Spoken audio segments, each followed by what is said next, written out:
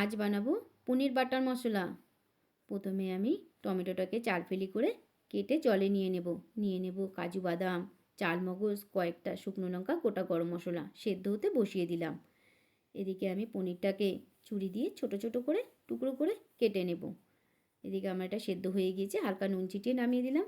এবারে 2 টেবিল চামচ সাদা তেল গরম করে তাতে বেশ কিছুটা বাটার দিয়ে পনিরটা দিয়ে হালকা মাঝে ভাজতে দিয়ে দিলাম। এদিকে আমি শিলবাটাতে নিয়ে নেব জিরে আর আদা, ভালো করে বেটে নেব।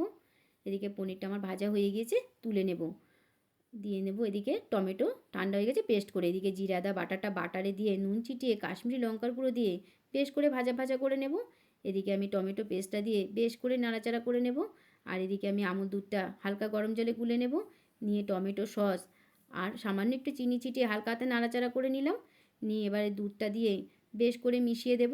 দিয়ে পনিরটা দিয়ে হালকা একটু দমে রেখে দিয়ে উপর থেকে কাশ্মীরি মেথি পাতা দিয়ে ছড়িয়ে আর বেশ কিছুটা বাটার দিয়ে চাপা দিয়ে বেশ কিছুক্ষণ রেখে দিলেই রান্নাটা আমার পুরোপুরি কমপ্লিট হয়ে গিয়েছে।